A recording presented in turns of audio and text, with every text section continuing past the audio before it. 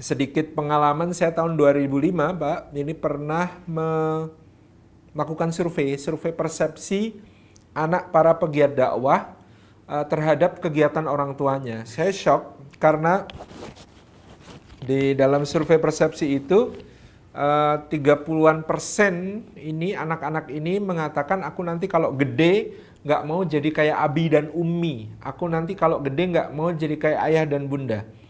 Dari situ itu ada indikasi akan ada kegagalan pewarisan nilai-nilai perjuangan dari orang tua kepada anaknya. Maka di sini ada satu hal yang menarik yang saya tangkap adalah, apakah sibuk di luar itu salah? Tidak. Rasulullah SAW dan para sahabat juga sangat sibuk. Tetapi apa yang kemudian luput dari kita sehingga kemudian ada sesuatu yang miss di rumah kita? Jawaban klise kan tentu tentang quality time ya.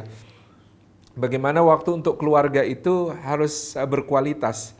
Tapi quality time tentu membutuhkan quantity minimal gitu ya. Nah, yang lebih kuat lagi adalah jawabannya adalah karena sunnah Nabi SAW. Bayangkan anak yang sangat antusias menyambut orang tuanya ketika orang tuanya pulang dari tugas di luar, kemudian orang tuanya dalam keadaan lemes, lusuh, loyo, nggak ada semangat, nggak ada antusiasme. Maka tentu persepsi anak terhadap kegiatan orang tua di luar akan jadi negatif, gitu ya.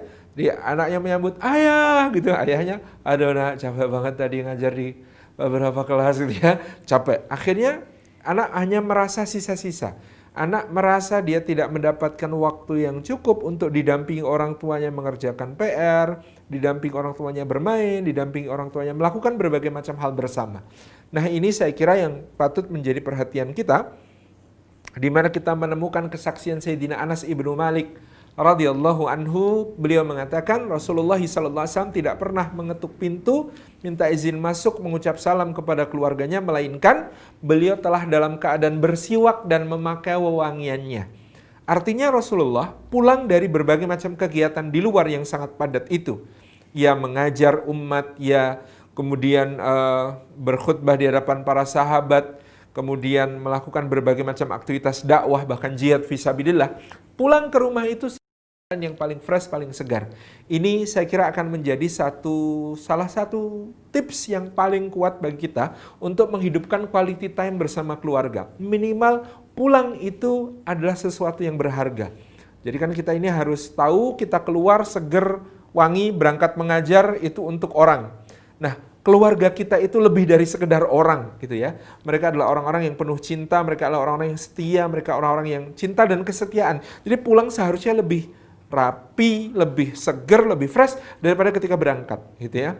Maka mungkin di sekolah alam disediakan banyak kamar mandi gitu ya. Bapak Ibu guru sebelum pulang sebaiknya mandi dulu, fresh, seger, sehingga ketemu keluarga, ketemu anak, ketemu istri, ketemu suami, itu dalam keadaan yang fresh, seger, siap untuk quality time. Kan dengan quality time nanti akan kita bagi-bagi waktunya, ada couple time, ada bagaimana suami dan istri punya waktu tersendiri untuk mereka nikmati berdua, nggak harus mewah-mewah candlelight dinner, nggak, cukup nyetir nggak tentu arah ya si suami, atau naik motor nggak tentu arah, kemudian istri di samping atau di boncengannya, kemudian ngobrol berdua, itu sudah sangat cukup untuk couple time.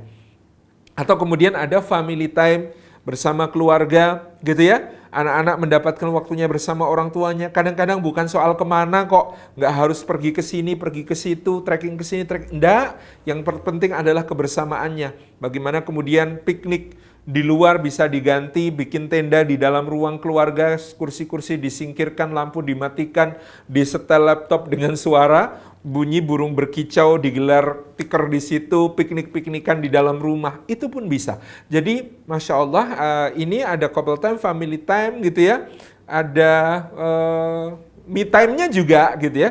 Jadi kadang-kadang untuk menguatkan diri kita supaya di dalam couple time maupun family time dan nanti social time di luar itu optimal, kadang-kadang kita juga perlu me time. Me time-nya juga tidak harus hedon gitu ya. Me time itu bahkan bisa dengan tilawah menyendiri, tidak diganggu untuk berapa waktu, zikir, dan sebagainya. Ini yang kita kelola betul-betul jadwal-jadwal seperti ini, sehingga semuanya mendapatkan haknya. Nah, maka yang salah satu yang perlu kita waspadai adalah gadget. Karena gadget ini perusak jadwal hidup kita yang paling potensial gitu ya. Kalau kita nggak hati-hati, maka pengelolaan penggunaan gadget di rumah juga harus kita tegakkan. Misalnya jangan aja gadget ketika sudah di meja makan bersama, jangan ada gadget di tempat tidur ketika sudah saatnya untuk istirahat dan lain sebagainya. Kita perlu disiplin untuk menerapkan itu kepada keluarga. Ini di antara hal yang penting untuk kita kelola.